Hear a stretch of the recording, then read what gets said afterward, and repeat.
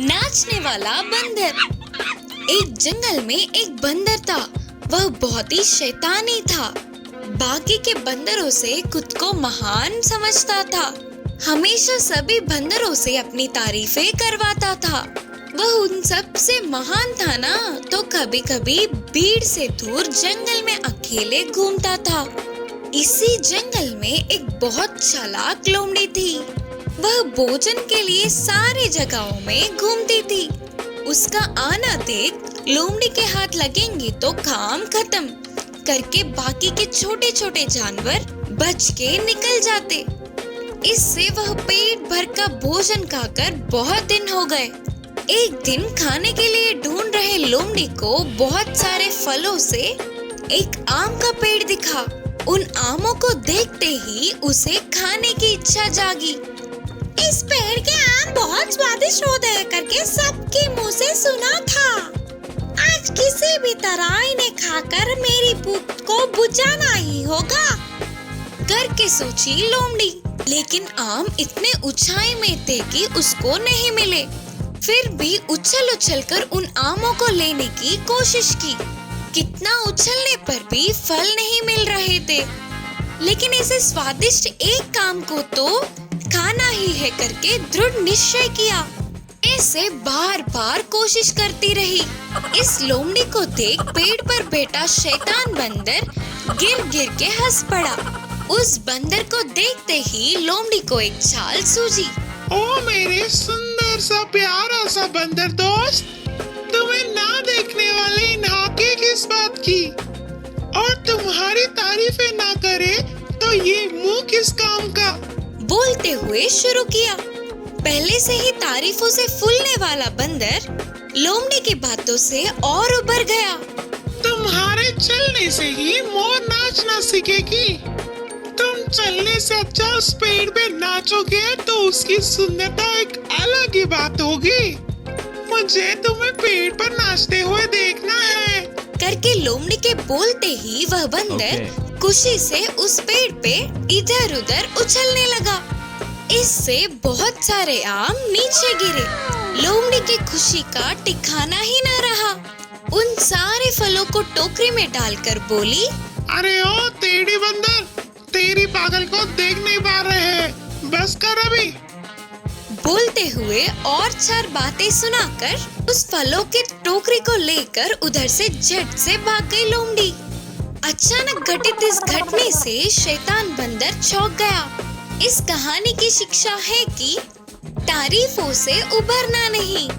होशियार बकरी की कहानी। एक गांव में गोपी नाम के व्यक्ति के पास बकरियों का झुंड था। वह रोज उन बकरियों को घास चराने के लिए पास के जंगल में ले जाता था। पूरे दिन जंगल में खुशी से घास चरते थे। फिर शाम तक घर वापस पहुंच जाते थे। उन बकरियों के झुंड में एक छोटी सी बकरी थी। उसकी उम्र कम होने पर भी होशियारी में बड़े बकरियों से कुछ कम नहीं थी। उसकी होशियारी से बाकी के बकरी चौंक जाते थे। इससे मालिक को वो पसंद थी और वो उसको बहुत ही लाड प्यार से ख्याल रखता था। एक दिन गोपी बकरियों के झुंड को जंगल के पहाड़ी की तरफ ले गया। घास चराने के लिए छोड़ के वह जाकर एक पेड़ के नीचे बैठ गया। फिर वह छोटी सी बकरी इधर उधर भागते हुए झुंड से दूर चली गई। थोड़ी देर बाद अपने झुंड से दूर आ गई करके जानने वाली बकरी वापस पीछे की तरफ मुड़ गई। ऐसे वापस जा रही थी तो उसे रास्ते में एक बाघ दिखा। उसे देखते ही पहले बकरी डर से कांपने लगी। फिर किसी भी तरह साहस जुटाकर बाघ के सामने खड़ी रही। बाघ उस पर कूदने के लिए तैयार था। तभी बकरी ने उसे रोकते हुए कहा, बाघ राजा, एक क्षण रुकिए, मैं आपको 3 सच बोलूंगी। अगर आप उन्हें सच मानते हो तो आपको मुझे छोड़ देना होगा। बकरी के बातें मजेदार लगने पर बाघ ने कहा, ठीक है बोलो। फिर बकरी ने कहा, अगर आप बाकी के भाग से मुझे आज एक बकरी मिली, लेकिन मैंने उसे बिना मारे छोड़ दिया करके बोलने पर वे नहीं मानेंगे, सच है ना? सच ही है करके बोलते हुए बाघ ने सिर हिलाया।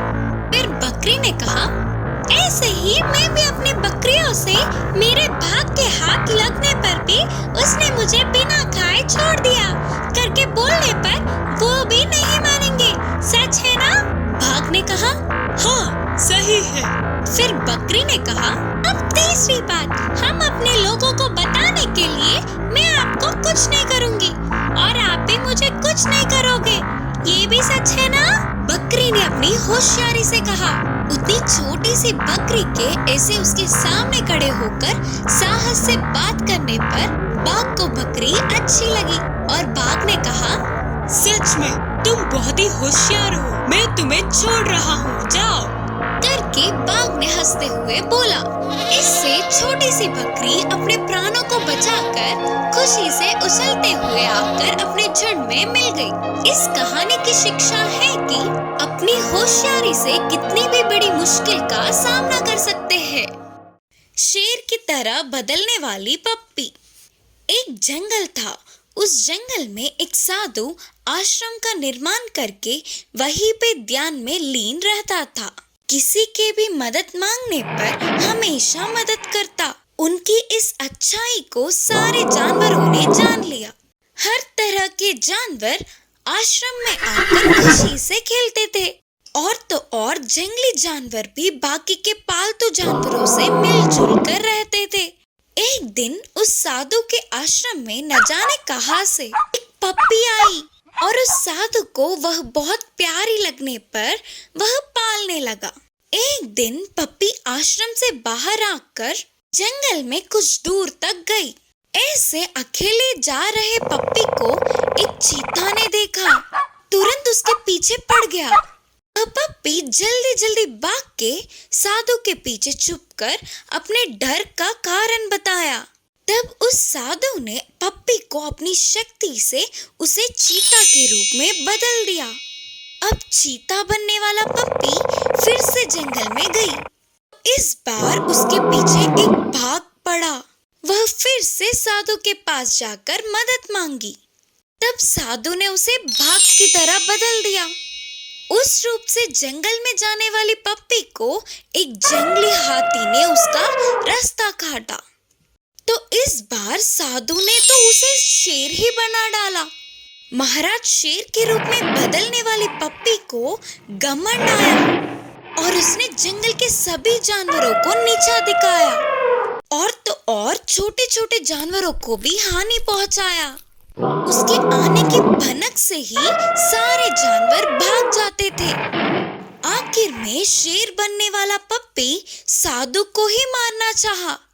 यह बात अपनी तपस्वी शक्ति से जानने वाला साधु उसे फिर से पहले की पप्पी की तरह बदल दिया और तुरंत उसे आश्रम से भी भगा दिया। इस कहानी से हमें यह सीख मिलती है कि हमारी भलाई चाहने वालों की बुराई हमारा ही नष्ट होगा। बुद्धिमान विकास। एक गांव में अनुषा और विजय नाम के दोनों पति पत्नी थे। वे दोनों ने अच्छे से पढ़ा। उनके विकास और निकास नाम के दोनों बेटे थे। विकास 8 साल का था तो निकास 3 साल का था। उन दोनों में विकास बुद्धिमान था। वह अपनी माँ की हर बात को अच्छे से सुनकर उसका गहरा विचार करके सवाल पूछता हुआ अपने डाउट्स को क्लियर करता था। ऐसे विकास जितना बुद्धिमान था उतना ही शैतान भी था। अपने छोटे भाई निकास को हमेशा रुलाता था। एक दिन विकास स्कूल से वापस आकर बोला, माँ, मुझे पैसे दो ना, मैं कुछ खरीदूंगा। तब उसकी माँ ने विकास को 10 रुपए देकर कहा, ये लो 10 रुपए, छोटू और तू शॉप जाके कुछ खरीद लो। फिर दोनों भाई शॉप जाते हैं। आंटी, मेरे छोटे भाई के लिए एक चिक्की और मेरे लिए एक बिस्किट पैकेट दो। तब शॉप आंटी ने विकास के मांगी हुई सारी चीजें देकर हाथ में 4 रुपए दिए। अरे, और 4 रुपए बच गए, मैं इनसे और क्या खरीदूं? आंटी, इन 4 रुपयों से 2 मिठाई दे दो करके बोलकर उन्हें लेकर बाहर आके, छोटू तू ना चिक्की खा। ठीक है भैया बोलकर निकास उस चिक्की को धीमे धीमे चाटते हुए थोड़ा थोड़ा चबाकर खा रहा था। ये सब उनकी माँ घर से देख रही थी। ऐसे निकास की चिक्की कितनी देर खाने पर भी खत्म ही नहीं होती।